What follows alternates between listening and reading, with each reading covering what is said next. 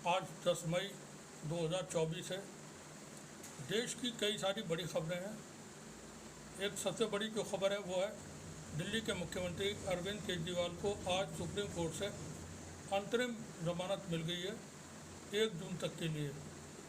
अब उनको 2 जून को सरेंडर करना होगा, यानी अब से जो बाकी बचा हुआ चुनाव है उसमें अरविंद केजरीवाल आपको जनसभाएं और रोड शो करते हुए नज़र आएंगे। ख़ासतौर से दिल्ली, पंजाब, हरियाणा, इन राज्यों में वो महाराष्ट्र ही पहुंचेंगे, उत्तर प्रदेश में भी रहेंगे और बंगाल में भी उनकी सभाएं हो सकती हैं। केजरीवाल को जो जमानत आज दी गई है उसके बाद राजनीतिक हलकों में बड़ी खुशी है। जो इंडिया गठबंधन है उसके लीडर्स खुश हैं। पहले खबर बता देते हैं। भ्रष्टाचार के मामले में तिहाड़ जेल में बंद दिल्ली के मुख्यमंत्री अरविंद केजरीवाल को सुप्रीम कोर्ट से जमानत मिलने के बाद रिहा होने पर उन्हें सीएम कार्यालय वो नहीं जा सकेंगे। सुप्रीम कोर्ट ने कई शर्तों के साथ केजरीवाल को अंतरिम बेल दी है। इन शर्तों के तहत केजरीवाल मुख्यमंत्री कार्यालय नहीं जा सकते, न ही वो आधिकारिक फाइलों पर किसी तरह के हस्ताक्षर कर सकेंगे। इसके अलावा केजरीवाल पर जो मुकदमा है उस मुकदमे से संबंधित गवाहों से बातचीत भी नहीं कर सकेंगे।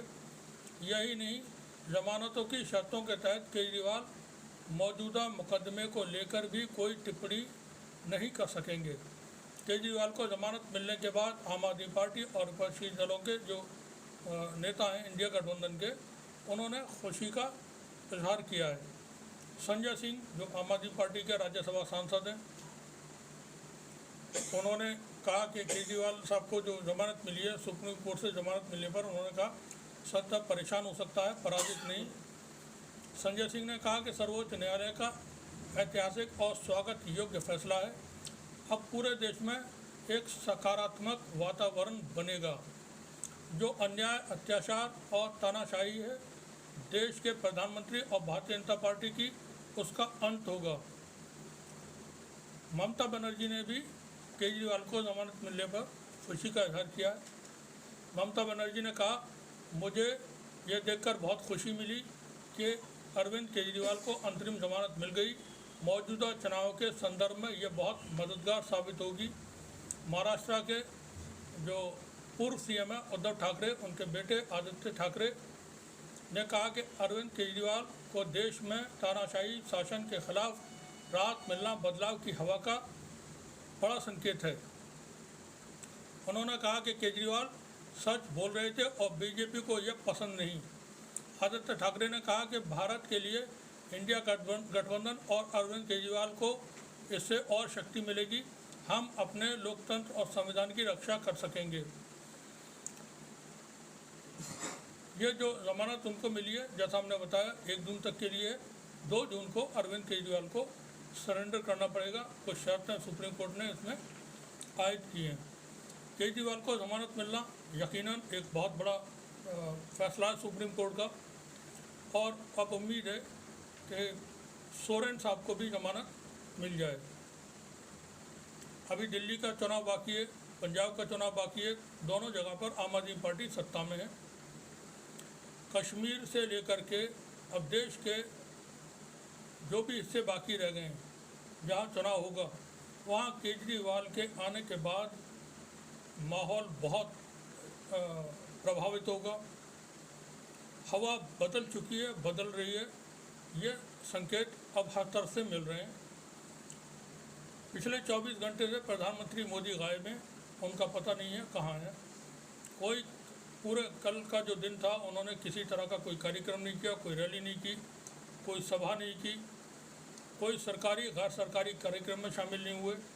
आज अभी भी इस वक्त तक उनका कोई बयान मीडिया में, सोशल मीडिया में देखने को नहीं मिल रहा है। आज के उनके क्या कार्यक्रम है कोई अभी तक जानकारी नहीं है। तो ये 24 घंटे से प्रधानमंत्री गायब हैं। 24 घंटे पहले उन्होंने अपनी ही सेना को रौंद दिया था। 2 उनके जो मुख्य सेनापति हैं अडानी और अंबानी, उस पर उन्होंने हमला कर दिया था।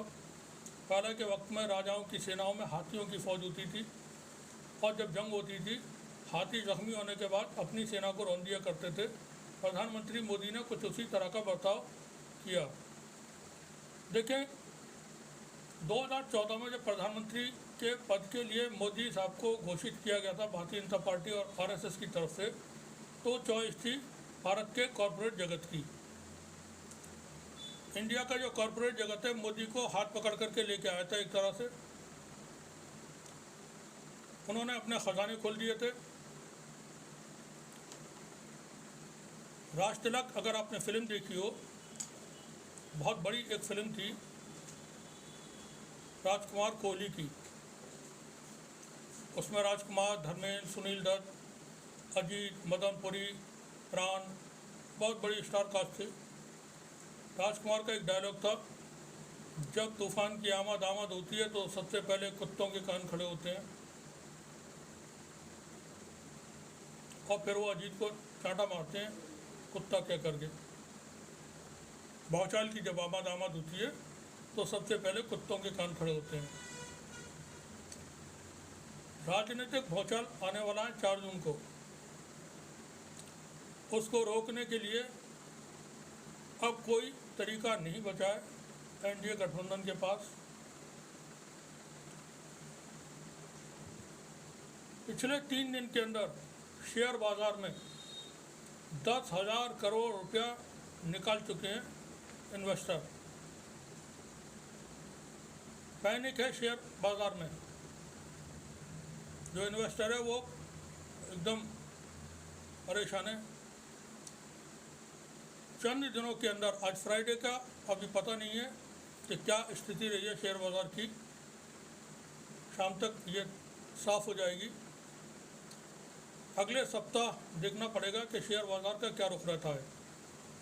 शेयर बाजार को टेम्पोरेरी, जिस तरह से कहते हैं वेंटिलेटर पे अलग से पंपिंग की जा रही है, पैसा लगवाया जा रहा है कि वो मेंटेन रहे, गिरे ना। कुछ इंस्टीट्यूट्स होते हैं, कुछ संस्थाएं ऐसी होती हैं जहाँ से अलग से पैसा सरकारें लगवाती हैं ताकि वो बना रहे और लोगों का, जो इन्वेस्टर है, उसका भरोसा बना रहे। मगर भरोसा अब लोगों का शेयर बाजार में भी टूटने लगा है। एक तरह से खून के आंसू निकल रहे हैं शेयर बाजार के लोगों के। ये भरभरा के गिरने वाला है। अगले चंद दिनों के अंदर आप देखेंगे शेयर बाजार धराशायी होते हुए।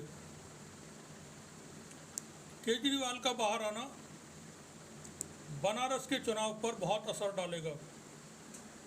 जानकार ये बता रहे हैं कि डिफेंस मिनिस्टर राजनाथ सिंह की लखनऊ की सीट फंस गई है।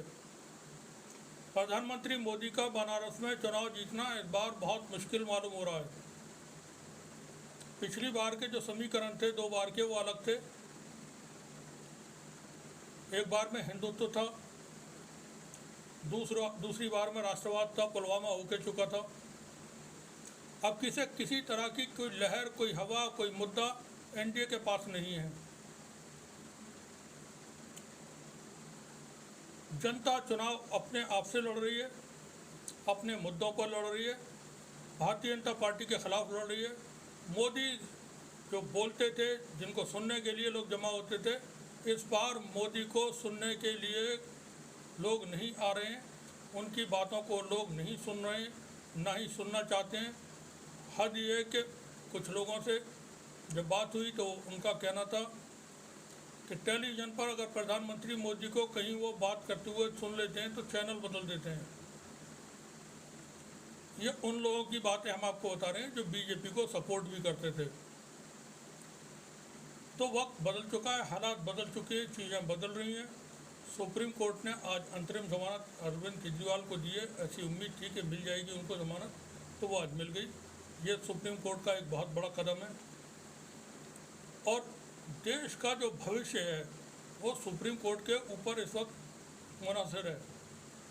आने वाला वक्त भारत का कैसा होगा वो सुप्रीम कोर्ट की निगरानी में इस वक्त जो भी चीज़ें होंगी, क्योंकि अभी चुनाव की गिनती होना बाकी है।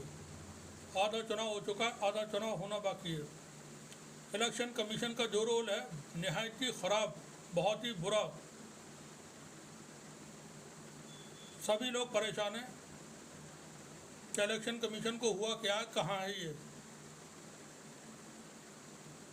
4 जून को जिस वक्त मतगणना होगी, चुनाव के वोटों की गिनती होगी, उस दिन ईवीएम को देखा जाएगा, चुनाव आयोग को देखा जाएगा और जो मतगणना स्थल पर होंगे अधिकारी जो सर्टिफिकेट्स देंगे, ये घोषित करेंगे कि ये व्यक्ति जीत चुका है और ये यहाँ पर ये फैसला है, ये नतीजे आए हैं। वो कितनी ईमानदारी के साथ काम करते हैं। कहीं वो हारने वालों को तो सर्टिफिकेट नहीं दे देंगे। एक और ख़तरा मीडिया में इस वक्त जाहिर किया जा रहा है, हमने इस पर पहले ही वीडियो किया था। क्या चुनाव 4 जून को जब नतीजे आएंगे, हम अभी से मान लेते हैं कि एनडीए हार जाता है उस वक्त, तो क्या प्रधानमंत्री मोदी अपने पद से इस्तीफ़ा देंगे, हार को स्वीकार करेंगे कि हाँ मैं हार गया और अपने पद से इस्तीफ़ा दे रहा हूँ, और खुशी खुशी वो आकर के इसका ऐलान करेंगे? क्या ऐसा होगा? लोग इस पर शंका जाहिर कर रहे हैं, मीडिया में चर्चा हो रही है कि हो सकता है वो पद छोड़ने से इनकार कर दें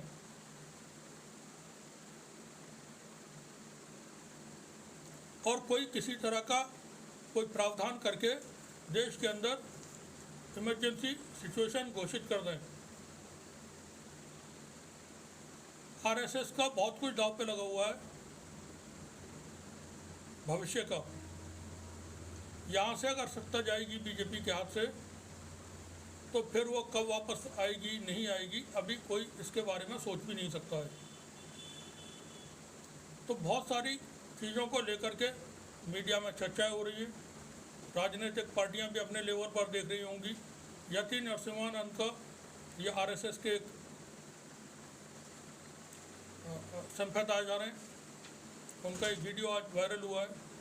बेहद गंदी भाषा उन्होंने इस्तेमाल की है। उन्होंने संविधान को बदलने के लिए बात की है, उन्होंने राष्ट्रपिता का अपमान करने की बात की है, उन्होंने देश में नए सिरे से देश के बंटवारे की बात की है और कहा है कि भारत में अब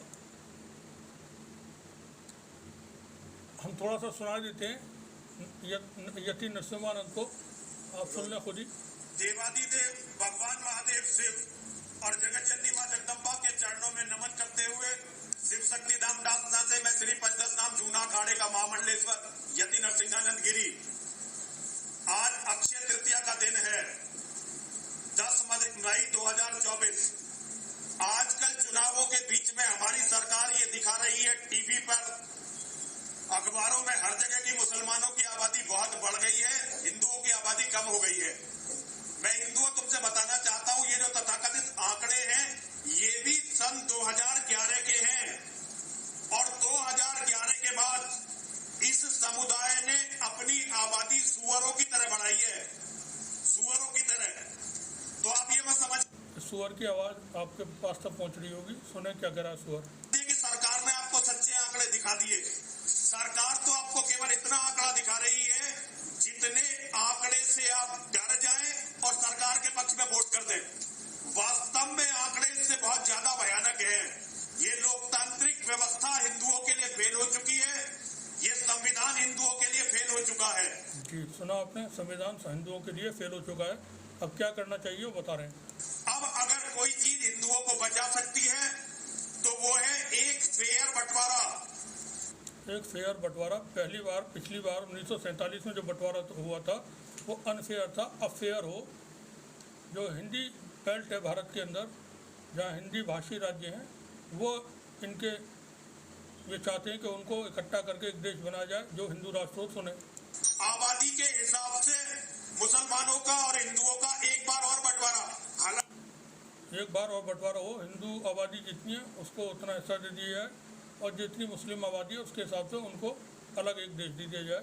कि हम बंटवारा करके देख चुके हैं, लेकिन गांधी जैसे नेताओं की कायरता और कभी, गांधी को सुने आप, भारत के राष्ट्रपिता के लिए कितने गंदे अल्फाज ये गंदा आदमी बोल रहा है। मीनेपन के कारण आज दोबारा ये समस्या पहले से भी ज्यादा भयानक हो गई है। तो मैं आज आप सभी से अनुरोध करता हूं, हिंदुओं यदि बचना चाहते हो तो अब ये तरीका बता रहे हैं कैसे बचना है हिंदुओं को। तो अपने नेताओं से कहो कि एक बंटवारा और हो और सनातन वैदिक राष्ट्र बने। यदि सनातन वैदिक राष्ट्र नहीं बना, सनातन वैदिक राष्ट्र जहां एक भी मस्जिद ना हो, एक भी मदरसा ना हो, एक भी मुसलमान ना हो, ठीक, एक भी मस्जिद ना हो, एक भी मदरसा ना हो, एक भी मुसलमान ना हो, ऐसा वैदिक राष्ट्र बने। अब सुनिए, ऐसा राष्ट्र अगर तुमने बनाया तो तुम्हारे बच्चे जीवित बच सकेंगे, वरना तुम्हारे विनाश की पटकथा पूर्ण हो चुकी है। इस लोकतंत्र ने और संविधान ने तुम्हारे वंश के विनाश का पूरा इंतजाम कर दिया है। अब आया ये असली मुद्दे पर। इस संविधान ने, जिस संविधान को बदलने की बात इस इलेक्शन में शुरू से हो रही है, भारतीय जनता पार्टी के लोग कर रहे हैं, आरएसएस यही चाहता है कि संविधान बदला जाए, तो उस लाइन पर ये अब आया है। सुने और क्या कहता है। आज तक तुमने मेरी कोई बात नहीं मानी, अब माने, और मुझे नहीं लगता तुम मेरी ये बात मानोगे। नहीं मानेंगे, मनवाओ, तुम मनवाओ, सुनाओ, कहो। लेकिन क्योंकि मैं देवादिदेव भगवान महादेव शिव का भक्त हूँ, माँ बगलामुखी का भक्त हूँ, तो सत्य बोलना मेरा काम है। बिल्कुल बिल्कुल। जितनी जल्दी बंटवारा होगा, हाँ, उतना फायदे में रहोगे। और एक बार अगर भारत का प्रधानमंत्री मुसलमान बन गया, मुसलमान अगर भारत का प्रधानमंत्री एक बार बन गया तो क्या होगा, ये और सुनने से, तो फिर तुम बंटवारा भी नहीं करवा सकोगे और समाप्त हो जाओगे। सोच लो कि क्या करना है। और सोच लें सारे हिंदू समाज के लोग। ये जो गंदा आदमी अभी भाषण दे रहा था, कोई ऐसे लोगों को बिल्कुल भी अहमियत देने की जरूरत नहीं है, किसी को भी। ये इसी तरह की बातें करते रहेंगे, देश के खिलाफ बातें करते रहेंगे, समाज के खिलाफ बातें करते रहेंगे, क्योंकि इनके अंदर जो लोगों की नसों में जो खून बहता है, इनकी नसों में जहर भरा हुआ है खून की जगह पे। तो जहरीले हो चुके हैं, नफरत इनकी रग रग में भरी हुई है। तो इनकी बातों पर भी किसी को कोई तवज्जो नहीं देनी है, किसी भी भारतीय को।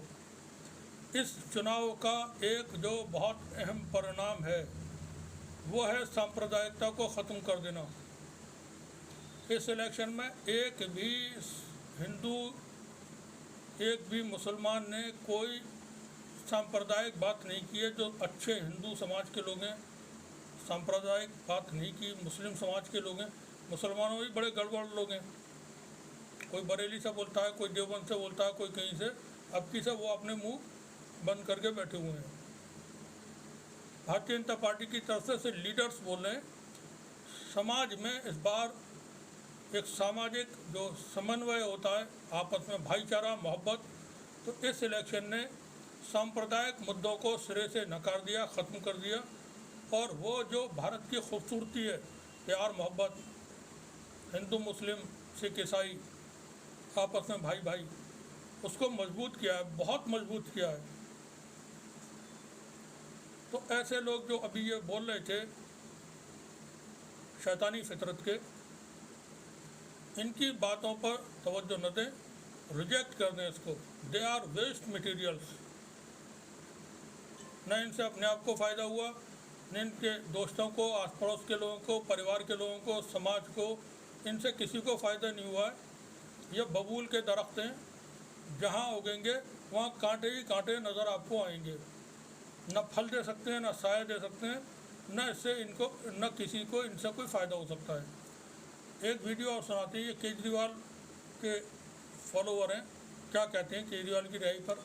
केजरीवाल बढ़िया आदमी है जी, बहुत बढ़िया काम कर रहा है दिल्ली के लिए।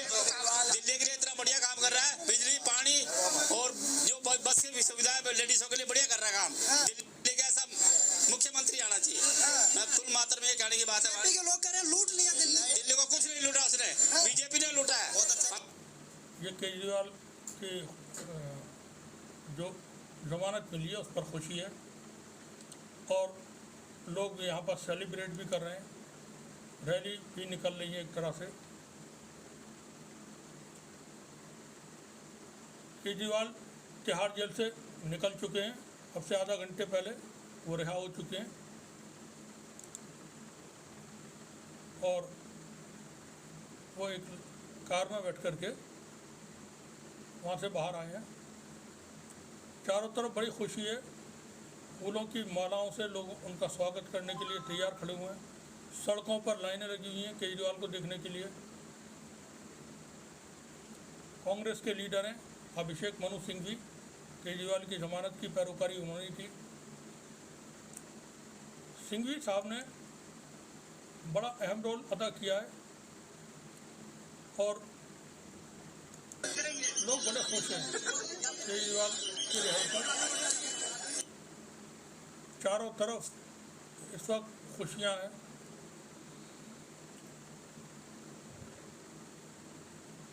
देखें,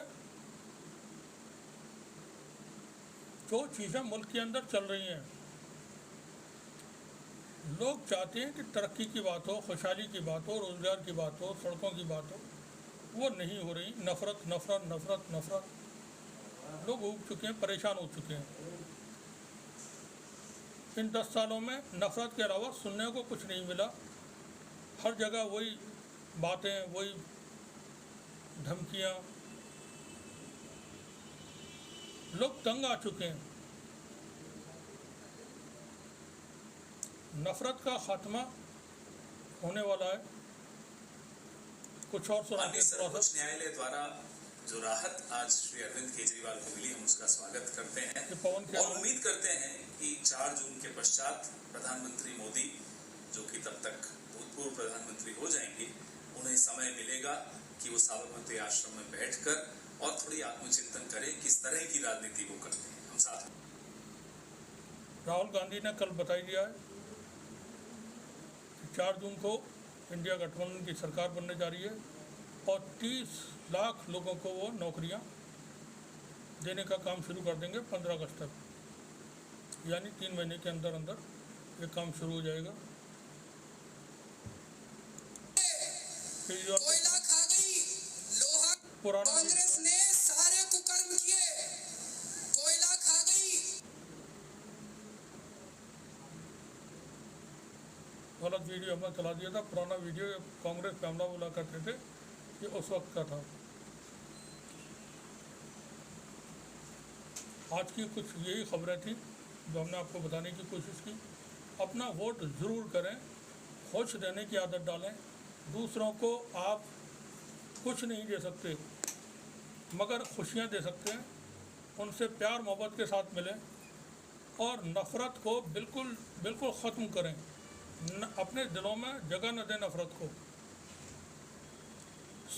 सब एक हैं, सब मिलकर के हिंदुस्तान है, सबका ये हिंदुस्तान है। भारत के बंटवारे की कोई जो बात अभी कही है उस पर कानूनी कार्रवाई होनी चाहिए। खुदा न करे इस तरह की बात कोई हिंदू के इस ऐसे आदमी के अलावा यति नरसिम्हन की जगह पे कोई मुसलमान या कोई सिख समाज का या कोई और दीगर बोल देता तो उसके ऊपर देशद्रोह के मुकदमे कायम हो जाते। इनके खिलाफ कार्रवाइयाँ होनी चाहिए। जब तक इनको पनिशमेंट नहीं मिलेगा यह खामोश नहीं होंगे। ये धर्म संसद लगाते हैं जहाँ से सामूहिक नरसंहार की बातें करते हैं। तो नफ़रतों की ज़रूरत नहीं है मुल्क को। यहाँ खुशहाली चाहिए सबको। दुनिया तरक्की कर रही है, आगे बढ़ रही है। हर इंसान का ख्वाहिश होती है कि वो अच्छी ज़िंदगी जिए। शुक्रिया आप सभी का। खुश रहिए, मुस्कुराइए, मोहब्बत के साथ रहिए। देखते रहिए 30 जंग न्यूज़। शुक्रिया।